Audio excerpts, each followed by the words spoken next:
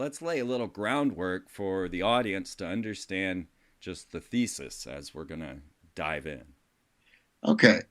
Yeah, well, music itself is considered by a lot of researchers now to be kind of part of the whole human evolutionary process. So the development of music, you can go back to the most primitive, quote unquote, societies and look at how music is functioning and how actually music developed.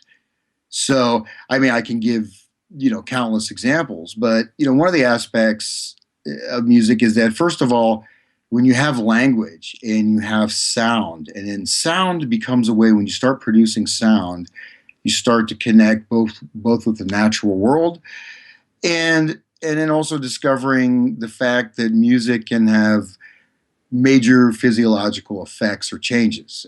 Of course, you think of the shaman's drum. We have a repetitive rhythm, and the shaman's drum is used to bring people into a trance state, go on a shamanic journey. And you have all kinds of other examples of that. But initially, music really was a way to connect man with his environment. And this is still around. You can find tribes in South America, say in the Tuvan throat singers, where they use music as a direct means of communicating with the environment. So, in a sense, for example, in South America, there's certain tribes that have developed music based on all these different types of bird songs. So they really connect with all the birds around them and use the sounds of the birds and stuff like that to develop an entire different type of a language, communicative mechanism, but also a repository of culture and history. And in the case of the Tuvans, who are still there, in near Mongolia, they use music to connect with specific environmental locations. So they're what would be described as an animistic culture. So they'll go into a particular grotto or a cave. They'll have a type of singing that will mimic the sound of the water, for example, or of the sky, or of whatever. And in their belief system, the music is actually a bridge between the human and the non-human world. And in fact, it's a medium, so to speak. It's a channel through which the power of the environment can flow both into the individual, and the individual can also, do things with the environment. So that's an example, kind of very early types of music. And so in order to break this down, though, just give you another couple examples. Like the Awe people, another example of a quote unquote primitive culture. And so with the Awe, they have particular types of music, which are rhythmic patterns. And in fact, it mirrors the societal structure. So kids will start playing a drum, start playing other types of instruments. Not everyone's going to become a master drummer, but in fact, the performance of specific pieces actually binds a community and also teaches people their social function. You can also find this in certain Amazon, the pygmies on Amazon. They have very complicated polyphonic music, and the music itself also mimics the society and, in fact, infuses the individual both into the local culture, but in this case, also into the natural environment. So we have, music really coming from really the basic building blocks of human consciousness in a lot of ways. And in fact, our development, the development of creating sound and connecting with individuals, connecting with the world. But then also, that being said, music is very important mode to transmit the values of a culture, the belief systems of a culture, right? So you can, through music, you may have heard of like Beowulf or some of these epic poems, right? And these are thousands of pages long, or the Iliad, the Odyssey. These were memorized. These were not written. And by using music, people were able to memorize, thousands of pages. And this was able to be transmitted over, in some cases, thousands of years, right? So music itself, combined with words, it links in your brain in a certain way that allows you to remember that. And at the same time, music is also shaped. For example, there's particular types of music for war, creating a military that's unified to create certain emotional states so you're ready to go into battle. That's another example. So that's kind of the, if you want to look at sort of the basic uh, building blocks or ground. Yeah, it really is a mystery of the universe. I mean, music is out there and it's more like we find it, right?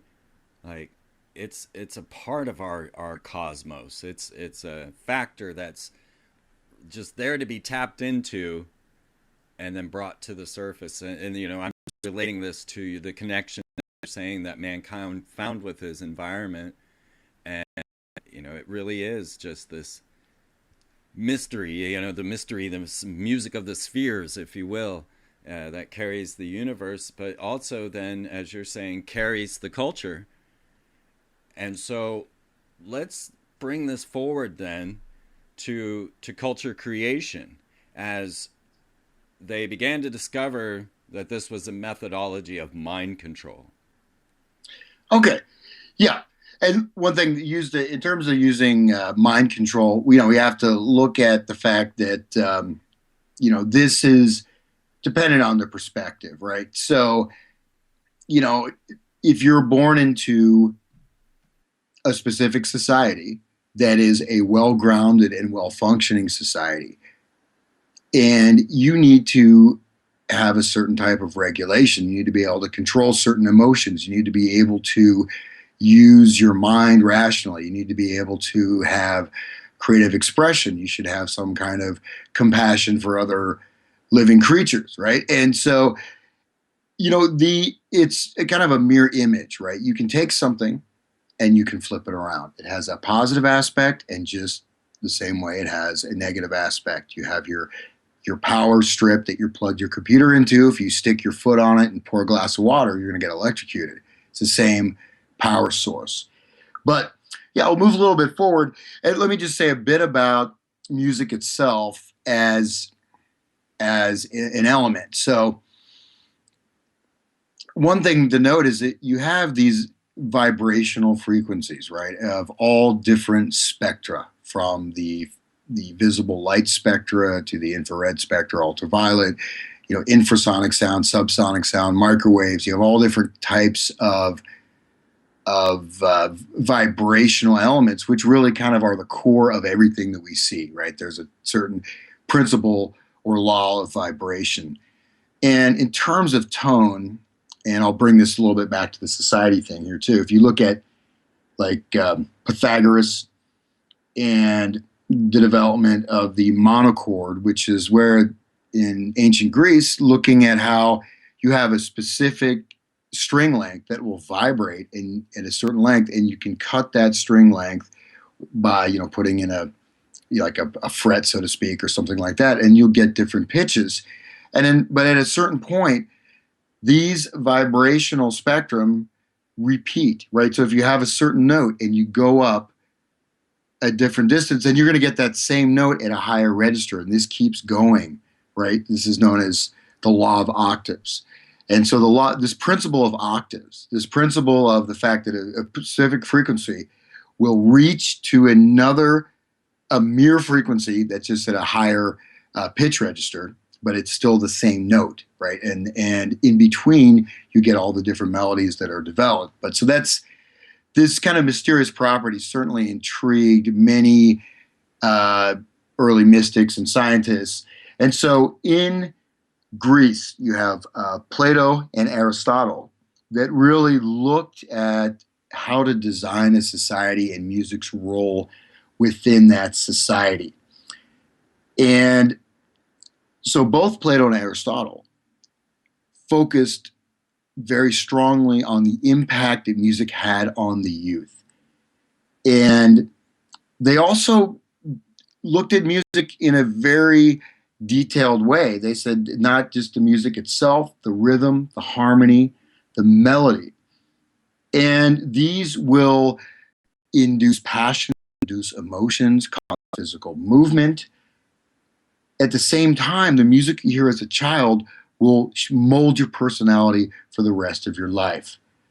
And so Plato claimed that the wrong type of music given to children will create, in fact, transform the society itself. So, in a sense, music is a background of politics because it can mass transform individuals. And according to Plato, he said music is the most sovereign, the most powerful modality, the most powerful method of rearing children. And Plato also stated that the regime, the government, must be on guard against strange forms of music. And with the laws of music being changed, the laws of the political body are changed. And that's a paraphrase of his quote that I remember, but that's basically what he's saying. Introducing a strange form of music will start to change the body politic itself and will transform it and transform everything. And even in more of a mysterious way, I think that while they're talking primarily about harmony, melody, and rhythm, I think they're also referring to the fact, when you look at, as you mentioned, music of the spheres, that the planets themselves, all these rotating bodies, right? You have the rhythm of day and night, the diurnal rhythm. You wake up, you go to sleep. You have the rhythm of your pulse. You have the rhythm of the seasons. You have the rhythm of a conversation. You have the rhythm of a particular action that's unfolding over time. All these rhythms are, all these cycles are all sort of interconnected within that map or model. So there's some kind of mysterious connection of music with the entire social sphere in a certain way. Yeah, and So I just want to remind the audience that Plato, we're talking about 400 BC here. This is serious old school, and this knowledge was already this well developed. yeah, in fact, I mean, Plato and Aristotle, I mean, really talked vehemently about music should be essential to the moral upbringing of the youth, right? Now, a lot of people will criticize Plato in a certain way. Plato could be described, having a sort of a top-down hierarchical model. A lot of people have criticized Plato for that, but on the other hand, if you look at our contemporary culture, you can certainly see the tremendous transformation that happened in just a matter of decades that completely changed our culture. But anyways, so this idea though of changing of the importance of music to a culture is seen. Let's look at the Chinese Empire, which I talked about before. But in China, every time the new emperor came in, they would change the tuning, and they would send out all these messengers to go around and make sure people had tuned to the new frequency of the new dynasty, and they were very strict about the types of melodies and scales that would be used, and they consulted either Taoist masters, etc. But it was essential, and it was seen as one of the most important aspects.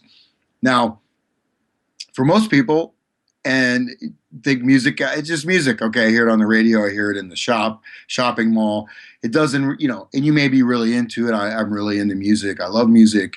People will say that, but people really don't think of the fact of its resonant effect, right? Its resonant effect on the entire society as a whole. Yeah, absolutely. I mean, just to form that into one simple thought, as you were talking about music and everyone in the community playing a bit, playing the role in the music, and they may not be masters, but they've got their role. Today, in today's day and age, we've moved on to this single icon. There's no longer a band. There's no longer unification within the group. The lead singers of many groups have been yanked out and brought out as single icons like Beyonce, or it's just a number of them. Even the movie. Oh, why am I going to lose that right now? I'll get back to that. But this idea of now the narcissist. We've got narcissism on a major rise, and we can see with like American Icon that or American Idol that we're building these single icons with no cohesion of the band. There's no group. Yeah, well, that's correct. You see that to a great extent. I recently attended a workshop, which I probably shouldn't talk about, but basically, they're looking at making everything accessible from opera to the theater to whatever, accessible to the electronic generation. So everyone can interact with the audience in a symphony. They can text the people playing, they can text people in the opera, they have text screens. People can be texting during the performance and their individual identity, just like the Facebook, right? So Facebook, well, it's a great means to stay in touch with people, and it's a great means of communication and a great means of capturing a lot of data about your personal life and social contacts. But the fact is, Facebook and all these things really create this sort of chamber of mirrors, right? This hall of mirrors where you just see yourself reflected all over. And so, even with music, when you go away, even from the idea of a group where everyone's working together, um, and you go into these particular kind of icons or manufactured icons, you do break that idea of a sort of a communal interaction. At the same time, you create this mythos of the star, right? As Aleister Crowley said, everyone is a star. So the idea of the star, the icon, is someone that's taken the place of the deity, that's taken the place of God, that's taken the place of the respected authority figure in the school or the parental authority figure, right? The star becomes this unattainable or perhaps attainable, but this thing that's above you, right? And you're looking at Beyonce or whatever, and you're trying to model your life on that person, or you're seeing them as how can they be that way? And the fact is, most of these people are particularly not talented, right? I mean, even you may not like Frank Sinatra, but Frank Sinatra was a great singer. You know, you may not like Billie Holiday. Billie Holiday was quite a talented artist. I mean, even Elvis. Some of these people were pretty talented artists, but you have this manufacturing of almost like virtual human beings, virtual images that are created as these ideals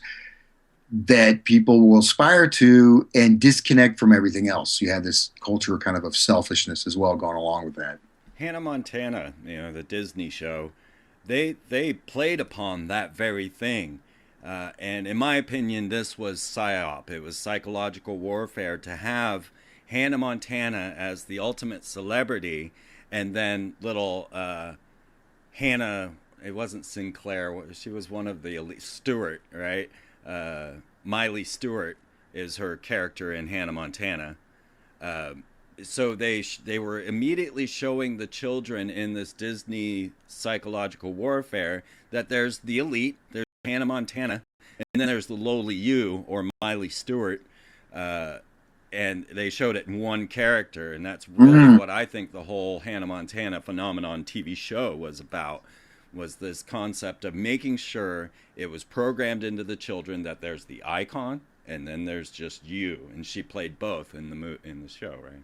Yeah, and that's that mirror stage, which is talked about by Lacan, who's a psychologist, sort of a disciple of Freud.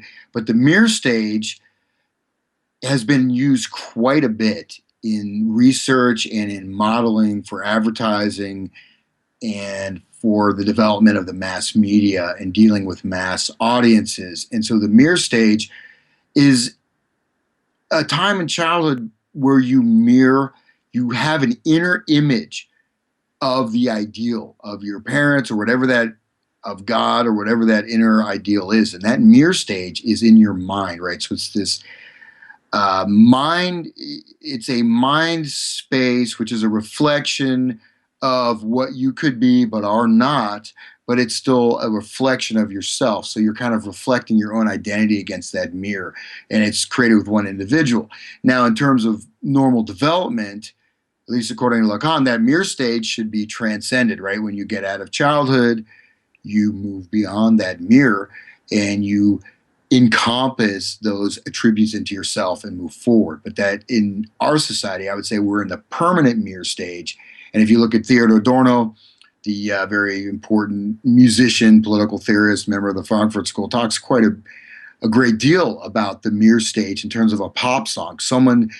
When someone hears the person singing and they see that as their sort of icon or idol, they create an image in their mind where they're reenacting the actions of that individual. They're seeing themselves, but at the same time, it represents that mirror. It represents that the mirror that is the unattainable other that is supposed to be, in an ideal society, is an impetus for personal development. At a certain point, you, again, as Jimi Hendrix says, I took my spirit and I smashed the mirrors, right? But that, and Hannah Montana, and that this duality, right? And becoming Miley Cyrus, notice the name Miley Cyrus, and then she becomes this icon of debauchery and well, you can probably talk about that in great detail. And you're actually leading entire generations of in a certain type of debasement, which is taking place though on a very deep psychological level that most people aren't even aware of. And that gives it a very pernicious effect. It's not so much people are going to go out and start twerking on the street, but you're taking this developmental process, which has been utilized, right, to create these inner realities. Actually, it's actually a manipulation or modulation of your inner being and the inner consciousness of an individual and a collective inner consciousness even, and you're bringing them to this point of a type of degeneration. And so you're seeing both this idealized image, which is related to, say, if you're a young female, myself, I want to grow into this and be, because most people naturally, I think, are good people, and they, people don't wake up and say, hey man, I want to go out and I want to poison a bunch of people with, toxic food and just make a bunch of money and cause millions of people to suffer. I mean, or whatever. I want to go out and just be violent and hurt people. There are people like that, but generally speaking, most people want to be happy and they want to be a productive member of society. But when you have this kind of destabilization tactics going on, which also have occult dimensions, I'm sure you're aware of all the occult referential meanings of the mirror as well, that it's a very powerful tool. Yeah, yeah. I think one example that you gave was the idea of getting syphilis from the hip hop. Uh, do you know what I'm talking about? Would you explain what I mean by that? Yeah, certainly. This is in Pennsylvania. There was a massive cluster of venereal disease, of all kinds of venereal diseases, and this happened in a very small town school. And you have kids, I think, sixth grade, so probably seventh grade on, and they all started, basically sleeping together and even having orgies, group sex, et cetera, et cetera. And there's been some interviews with people there because this was a pretty controversial thing. This is a huge, it was a cluster. It was a disease cluster, a venereal disease in, seventh, eighth, ninth graders, 10th graders, and in, again, in a pretty small town. And it turned out that all of them were listening to hip hop. And there's a very telling video interview with a couple girls, and they're saying these lyrics. Oh, we don't know the lyrics. We just like the beat, but we remember them. They start, acting out the lyrics of this hip hop song. And it turned out that that was actually a major stimulus for this behavior starting. And we're talking about extremely reckless sexual behavior at a very, very young age. And all these kids, by the time they were 16, they'd probably slept with 50 to 75 partners. And all their partners had slept with everyone else. And they had gone into this total realm of debauchery. And now, I'm not going to state that music was the sole causal factor, but I said, oh, we're bored and we like this music, but then you can see even when they start singing the lyrics in this particular interview that I saw that they're actually going into kind of a semi-trance state, and so yeah, and just from there, there's many, many, many studies about imagery in music videos, about lyrical content. There was a PowerPoint presentation, well, a study actually done on African American college students and high school students that listen to hip hop, and it was a direct linkage between listening to hip hop, increased self confidence, increased likelihood of having difficulty with the law, criminal incarceration, increased likelihood of drug use, increased likelihood of promiscuity, and marked decrease in scholastic aptitude. So there's many, many, many examples of this statistically, that the influence that this has on the youth. And we go back to Plato, and I'll just I just pulled up this quote here. I'll just say this quote.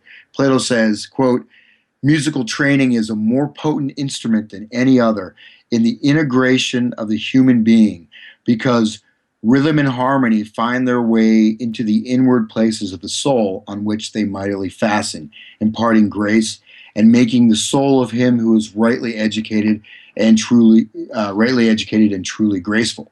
At the same time, the exact opposite is true, right? So the use of this on the youth it actually has been shown statistically. If you look at crime, promiscuity, venereal disease, uh, drug use, et cetera, straight down the line, there is usually a correlation, at least in these spikes or epidemics, with particular types of music that the youth are listening to. Yeah, I think back to when I was about 10 and I did a lot of lip syncing. I've actually been in a number of lip sync bands, if you will. But at around 10 years old, we actually did a performance at a church and in this talent show, and we all dressed up in the full Kiss outfits, full on guitars made and everything, and I had no idea that I was singing a song about rape. Right? Not a clue, not any idea. It took years and years for me to finally realize what the lyrics of Kiss were saying, and there's a lot of rape in Kiss, or just like I Stole Your Love, if you will, and that's the song we did at the church, and we actually lost to a little girl stripping to some Motown. Uh, so yeah, we could definitely see the effects. I have a video of Katy Perry's E.T., and I recreated it to explain what was going on inside of this video, and I show you a little girl singing "Fill me with your poison, I want to be your victim, I want to be abducted, give me an alien baby." When you see the little children just singing these things, having no clue, or if you want to get with this, you got to put a ring on it. There's all kinds of little things that 6-year-old girls are singing, and they have no idea. It's amazing. They have no idea, and the fact that this is even allowed, right? The fact that this is encouraged, the fact that there is no more controls, in that's not freedom. And we That's can the thing. see where it's motivated, where they are pairing up, say, Nicki Minaj with a more tame artist, so that I can't remember who they matched her with. People like even Lady Gaga, who's not quite that tame, but there was an artist. So they bring in someone like Nicki Minaj, who is very crass, and they bond her with someone like Beyonce, that's more classy, or it used to be. Then to bring the younger kids to this message. So I see that as an actual intended manipulation on the powers that be. And I wonder if you've looked into at all, like, I mean, the military intelligence behind this. We can see the Wrecking Crew, who wrote all the music in the 60s, or we start to focus on who they are. Or do you have any ideas on that level? Well, certainly I mean, a lot of these things are a little bit obscure because, first of all, I mean, it's important to understand that if you look at any type of network, right? So music itself, you're looking at a very complex network ranging from culture to distribution modes to social demographics to the zeitgeist, the connection with the spirit of the time, and to everyone else, in terms of bit players, people trying to make a living, people that are going along. But yes, certainly there are many, many, many examples of the promotion of specific types of music. I'll just give one example that's maybe not as blatant, but I do feel that if you look at this, if you go back to the 1920s, if you go back to the 1950s or the 60s, you can see this a little bit more clearly because right now everything has reached such an accelerated point. So everything is sort of on crystal meth, so to speak. If another example, right? How about the TV show Breaking Bad? Right, all these shows that, as a tangent, all these shows that show female infidelity and female infidelity has gone through the roof because that's the mirror stage. The television is like the mirror of consciousness, right? This is working on this undeveloped parts of the psyche that most people, in fact, you can see a sort of a deliberate modeling of the education system preventing people from going beyond this reflexive stage, which creates this process. And of course, the use of mirrors, you can see this all throughout the music videos, and the use of mirrors, of course, in mind control and stuff like that. And But ABC Family is absolutely one of the worst for this type of psychological warfare you're talking about. If folks, if you want to check out the game plan, I do recommend checking, with discernment, looking into ABC Family and seeing how these very things are being promoted. The sexual promiscuity of females is one of the major ones. And I mean, I'm sitting there watching ABC Family, a show called Stitcher, which is crazy, by the way. They actually kill a conspiracy blogger to get into his mind so that they can find out what he's and they talk about 9/11 as a false flag. They mention chemtrails, and all the while it says ABC Family at the bottom, but right from the get-go, the women are the strong sexual characters, and they are quote unquote hooking up with the other characters in the very first episode, and you're watching them have sex on ABC Family, right? It's on the TV. I mean, the icon is there, and it just blows me away how you're saying it's on crystal meth. Without a doubt, the guards have been removed.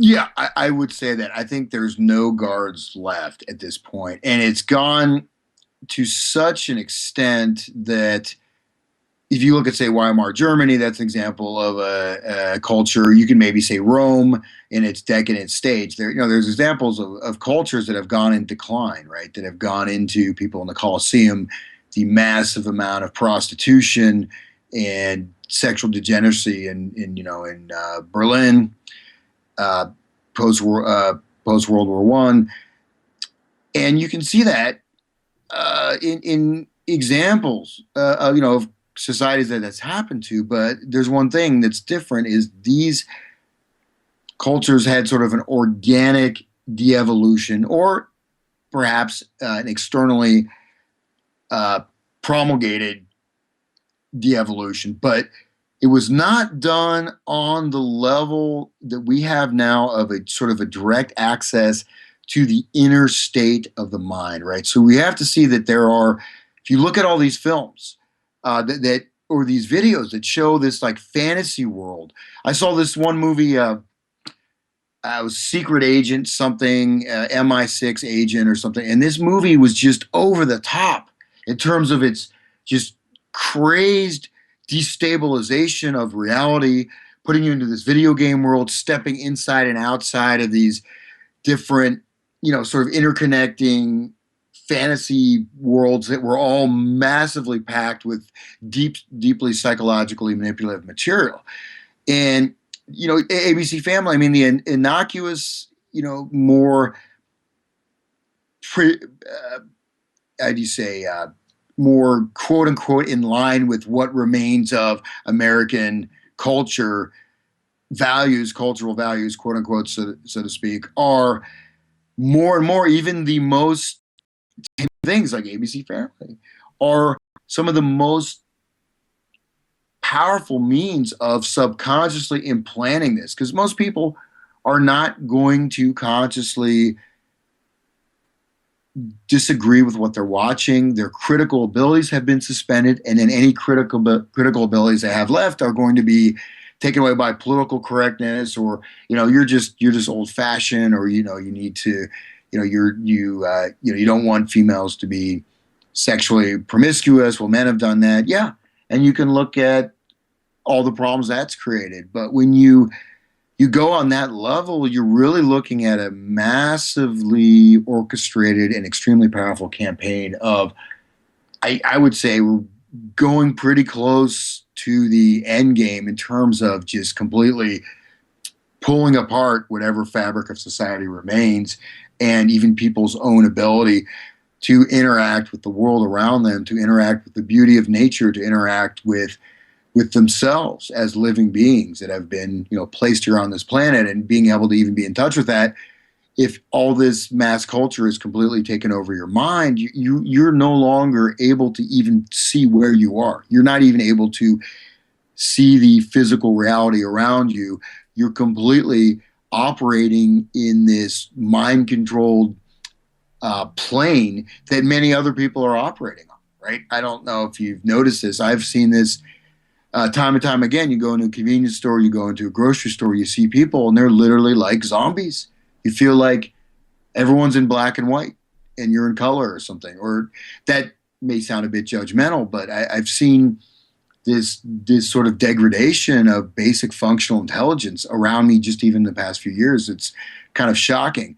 And I think that this destabilization of the basic sort of norms or morals of society is promulgated through a large degree through the media, but I would say also, as we mentioned, through music. And music certainly has that resonant or entrainment capability to make it even more powerful. Music does have that power, absolutely. It's amazing as you explain this too, to just really see, because we know there are they involved in this type of programming. I mean, ABC Family, that's owned by Disney, and we can see all of the Disney propaganda that has come up, and the manipulation of culture and culture cohesion through all of the Disney icons that have been putting on what seem to be occult rituals at music awards. I mean, we go all the way back to Justin Timberlake and Janet Jackson bearing her breast. That was a high profile ritual. You go to Hannah Montana, you go to the Christina Aguilera, the list of Disney stars being rose to the surface. So this again speaks to what you were saying about distribution and who makes it. And then on another layer, we can talk about how we can show that the they is involved in this when they pulled Keisha's Die Young off the air after Sandy Hook, or pulled Batman or Spider-Man after 9/11. There is absolutely a military industrial connection to all that is being distributed to us. Yeah, well, certainly. I mean, an example of that is Ahmet Erdogan, the founder of Atlantic Records, who is posited as just a guy who just loved jazz and blues and started this record label. He has major connections to political figures. His father was a Turkish ambassador who was buried in Arlington National Cemetery. His father's body was later interred in the Sufi shrine of their family, which was connected, with all kinds of different other things. But I mean, Ahmad Erdogan, who is again posited as just this guy that just stumbled into something. But Atlantic Records, when you take, say, Ray Charles, who is a great musician, but what Ray Charles did is he took the joy and the emotional power and the transformative power of gospel music and put it towards sex. Right. So you're taking, and look, I have nothing wrong with sex. I mean, I'm not positing some type of, We're repressed. talking about weaponized sex here. We're talking about weaponized sex, and we're talking about the removal of even people being able to experience even sex. Look at pornography, right? You have massive onslaught of pornography and all these idealized people in these TV shows. And I know many people personally, I hate to say mostly men, whose marriages have been destroyed because women are really looking for this. They've got this huge sense of dissatisfaction and they want to find it through all these different partners and whatever glamour they're looking for. And they're not even aware they've been programmed through the media to look for something that's really not attainable. And in fact, when you obtain it, it's not going to make you happy, right? It's not going to make you enjoy anything. And you're actually going to lose. There's no more mystery. There are mysterious things. You put a seed in the ground and it grows. That's mysterious. Okay. There's so many things in our world that are beautiful and mysterious You're making And me think of Insane Clown Posse and Miracles.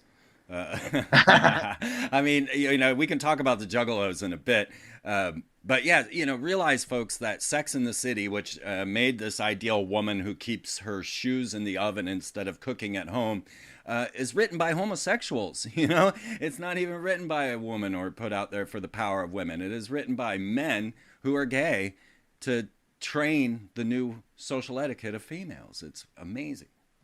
yeah, but just back to Erdogan, founder of Atlantic Records, he died at a Rolling Stones concert on October 29th, which is very important, sort of a cult date. And I did actually a numerological analysis of various sort of important dates in music, but you do start to find when you pull these things apart, you start to find that there are all these occult numerological references going on, even ritual killings or ritual deaths that have happened, and even for people that are at the sort of at the top of the game, so to speak, and may have fulfilled their purpose in terms of what they've done. But why is this being rammed down the throats? It's being weaponized. It's creating weaponized identities, right? You have weaponized identity politics. So people are actually being herded into these particular categories of thought, which is again an important function of music to do that. But people be herding in these particular categories of thought, and they're creating all these, these meaningless battles. At the same time, there's a basic paradigm that the fact that there are human beings alive right now, that we have electricity, we have computers. If these things had happened 2,000 years ago, most likely there'd be very few people left in the planet right now because of the destructive nature of certain types of behaviors. Now, there's always going to be Marquis de Sades. There's always going to be people. Maybe the kings are going to have 10,000 concubines. King Solomon had so many concubines. The Turkish, Mughal, the Turkish, rulers had thousands of concubines. Great, but that was a particular person in a particular class that did that. This was not something that was for every single person in the culture. In a certain way, in India, for example, which is also being destabilized massively through cultural psychological warfare, by the way, there's a Hijra class, which are a class of transvestites. They're normal. They're accepted in society. They're there. They can be a bit aggressive if they want. They sing songs. They want money from you, but that's there.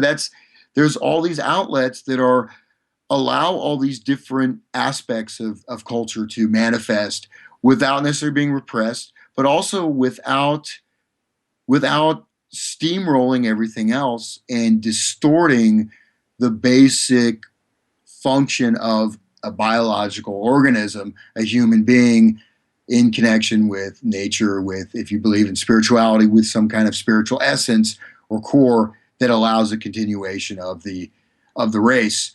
And I think that that's really what's happening. If you want to look at that, I think this is part of a depopulation agenda. I think if you look back at some of the, even people like Francis Bacon, writing The New Atlantis, he talks, about creating these scientifically controlled societies. And really what we're looking at is a creation of a scientifically controlled society by people who believe that they are, in a certain way, divine, or they are the arbitrators of reality, and they are able to construct the mechanisms to completely distort mass human experience on a very wide scale. Without a doubt. And I think the critical ingredient here is to understand that this is a manipulation, that there are people in military industrial structures and military intelligence, CIA absolutely have their liaisons into these industries. There is a they, and they are using these tools to manipulate us. And so as we pick this up on the other side, I definitely want to get into some ideas of how we can turn the tide and use these tools against them.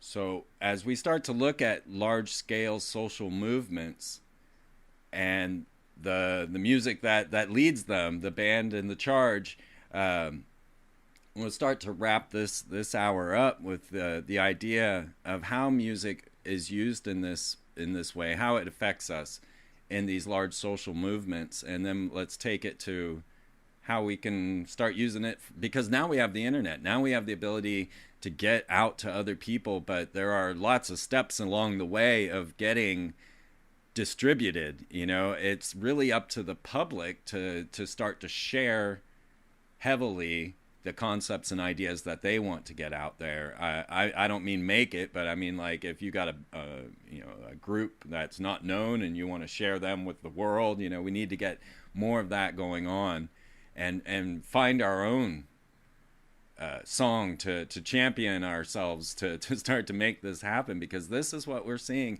and we can absolutely see that it's all being centralized. These people are not just simple icons. You talked about Crowley a little bit, and we can see absolutely, now he was also military intelligence, we can see the effect that he had on the 60s and on today. I mean, there's rarely a group out there who doesn't thank Crowley for their inspiration, from the Beatles, Led Zeppelin on up to Tool. Yeah, no, that's certainly true. One of the most telling aspects, and where I actually had to stop doing research for a while, because I haven't actually even brought this material out yet publicly, but I started doing research on Crowley and just kind of tracing his legacy as sort of a general topic, of course, based on the rock and pop cultural mantra, do what thou wilt. Do what thou wilt. But actually, what that means is do what thou wilt means that this demonic entity or other intelligence has taken over your body and is doing whatever it wants to do. And that's the freedom Crowley talks about, right? Crowley had an exercise where every time you say I, you slash yourself with a razor. Every time you say the word I am he, not the I am I, not the aham Brahma, which you find in Sanskrit, but opening yourself up to being a vehicle for these other powers or other forces. And we can go into some more detail about that, because it's quite an interesting subject. It ties really all this together in a very interesting way, in that the intelligence agencies and the occult and particular strata of elite society have a lot in common. And in fact, in India, for example, I mean, I know people who have been killed by tantric rituals, right? I know, well, at least they say that this happened. They just dropped dead in the street. But there are certain factors and forces which may not fit within the scientific paradigm. It doesn't mean they're not real. On the other hand, the creation of an all-powerful an all-powerful intelligence network, an all-powerful star. If you're saying, oh, I want to be like Miley Cyrus, Beyonce is like a god, I could never be like that. No, creating this separation between yourself and this star, because as I mentioned before, the idea of a pop star, a rock star, this is taking the place in human consciousness that was reserved before for a religious figure, for maybe a king in a particular society or something like that, a deity. So, do you know that there's actually a Church of Bay, Church of Beyonce? I hope you're joking. I am not. I am absolutely not. Check out the Church of Bay. She is a living avatar and savior of the universe. All right. So there, right there, boom, it's there. It's already there, right? Yeah, certainly. But in terms of these mass movements, I mean, we'll get into, I think in the second hour, I'll talk in more detail about how music actually functions in the brain, how it works, why it works, because there's a tremendous amount of scientific research done on this. But suffice to say that there is an organic culture. There's things that happen by themselves. There is music is part of the human experience. When we started this out, I talked about the very earliest development of music, and another aspect of that was to attract a mate. So if you're looking to attract a young female and you develop a skill, like for example a musical skill, that was part of the evolutionary function, so to speak, of music. But all of these elements are still there. It's like we can pull back this artificial curtain that's been placed over us by, first of all, connecting with where we are physically, where we are in our own personal lives, and just trying to, realize our interconnections to others around us, to the nature around us, and at the same time, to start to do things ourselves, to get out of this superimposed mass culture, because it has reached a point where it's almost become impenetrable. I mean, you do have in the 60s, or there were some very good acts that sort of slipped through the cracks, where they had, because they had a lot of this promotion. And let me say this, there's a lot of it that is done, when I talked about distribution networks, a lot of this is done by people who just want to make a buck. They're being socialized into a particular group. You join a gang, you have a group of friends in school. You're going to want to conform to them and fit in with them. Or at the same time, you're running a business and you're doing something, and every time you do something that's positive or has this kind of a message, you're not getting distribution, you're getting blocked, and they're saying you have to go ahead and you have to do gangster rap, you have to do satanic death metal, and then you'll get sales. Well, that's going to influence your decisions as a businessman, or as a record label owner, or as a musician. And so all these factors are there. So there's a lot of people that end up becoming part of these mechanisms that are simply just trying to get by. Not necessarily, major players and actors in it, but once you set these systems in motion, they're very hard to stop, right? They end up gathering their own momentum, which is part of the strategic usage of these sort of mass movements or deployment of cultural warfare.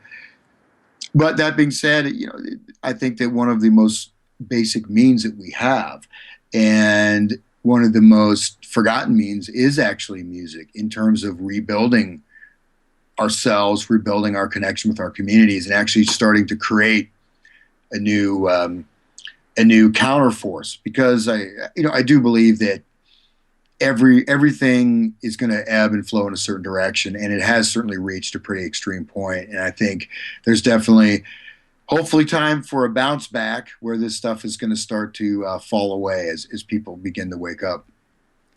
I really do believe that is happening, Hans. I see it as it, I just, today's music's losing all power. It seems moot and just lost, and I don't know. It has no soul, right? And simply stated, I can't find a music today that really speaks to my soul. I have to go back to Motown and or classical or something that really. So I do believe it, and you've been part of a counterculture. You've gone into rainbow gatherings, and at those rainbow collectives where you've got 30,000 people from all over the planet coming together to live in a national forest, you've got that music of the spheres going on again. And there's never a time at rainbow where you're not hearing a rhythm, a beat, a music, singing, and everybody coming together in that. So it's right there within us to do this. Yeah, certainly. It's certainly there. But it's also important not to fall in the traps that are set up, right? So there's many artists, many well-meaning people that are led into particular pathways. For example, led into cultic stuff that it may seem really cool. It may seem really cool to, flirt around with occult stuff as sort of a paraphernalia of your life, but there's some real stuff there, and there's some, unless you're a pretty sociopathic person, or were born in a war zone that you don't even want to come close to. And you have to be very careful of not opening yourself up to implantation of particular messages, or one could even say, well, I'll just leave it at messages Yeah. in your subconscious that you may not want to have there, that may end up influencing your personality.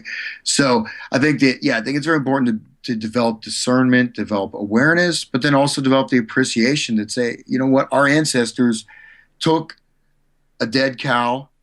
Sorry, any vegetarians out there, took skinned that cow, put it on a piece of wood, and started hitting it, and they got a rhythm, and they found it their how they felt would change with the speed of that rhythm, and then other people would do it, and then you have this connection with the natural world just by the simple process of creating a basic rhythm. That rhythm has the ability to connect with the universe if you allow it in your right state of mind. Absolutely. And folks, I live long waiting for the day for us to walk out our doors and be able to share in a musical accompaniment, if it's our drums, our guitars, or whatever. We need this social cohesion. It's now or never, folks. And if you can even just start to get a small group of friends together, a community of people to just make some noise together. It's so much fun, and it really will fulfill your soul. You'll come out of it lightened. Music has the power to change the world, and the leaders know it. And they are using this weaponized music against you. And Hans Hutter is doing an amazing job in describing all of the history and outline of how this all goes. So as we pick this up on the other side, we're going to take it to psychobiology. We're going to look at the effects of music on the soul. We're going to look into this occult more and understand the connections to voodoo and voodoo, and then take it straight to social cohesion, where we can all find a way to break ourselves from this mind control, get out of the zombie state, and start singing and dancing together, because that's seriously the power that will change the world.